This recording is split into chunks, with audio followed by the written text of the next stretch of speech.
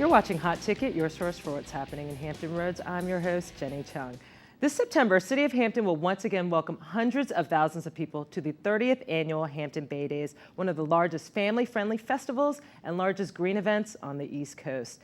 Here to tell us what's in store for this year is Ryan LaFata from the Hampton Convention and Visitors Bureau. Welcome. It's always great to see you, Ryan. Good to see you too. So 30 years, that's amazing. Hampton Bay Days has been going on for that long. Can you tell us how it all started? Yep, the big 30. Well, it actually started in 1982.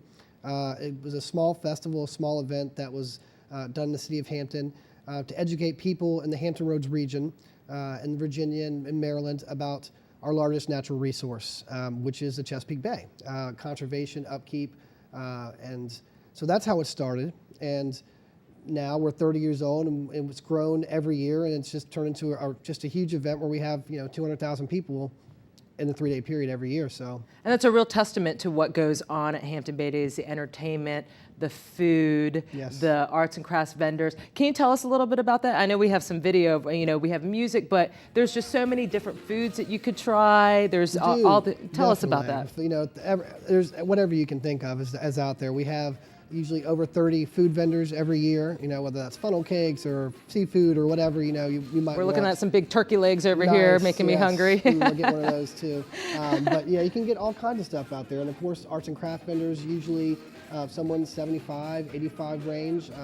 So yes, lots of arts and crafts and lots of food. And there's a lot of choices. Now, one of the big things that the Bay Days is known for is music. The acts that we have locally and regionally that we're bringing around here, and we have 2 stages, but at the main stage, which is at Mill Point Park, for all 3 days we have bands. And so you see Rare Mix is a popular one, House and Senate, the Grinner's Flight, that's great on Friday, starts at 5:30.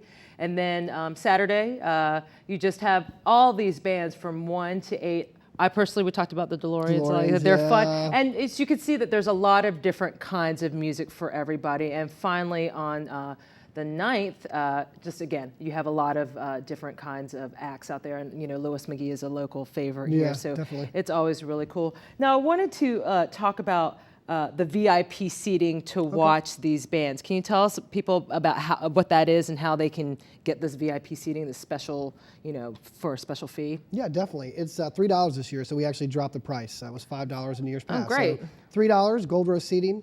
You got to purchase them 2 hours ahead of time. Okay. You'll get special seating for the performance that you want to see, and you'll also get access to a little section that will have its own bathrooms and its own beverage tent, so you won't have to wait in line during that time for either. Okay, so I think that's a great, way to kind of get a little up close to these bands and get a look at what they're doing. Now, you also have a Bay education area coincides with the event's mission, going green with the conservation and the environmentalism, as well as a children's area. And I understand there's like interactive booths, and that kind of talks about why this is such a family-friendly event. Definitely, we do it every year, and Bay education really is the mission of the festival. There is so many parts of the festival, whether it's the music or the food or the fun that you have down there. But Bay education is the most important reason. That's why we do the festival, and every year, we try to make sure that, again, conservation. Incorporate that in, and it's great that you do it with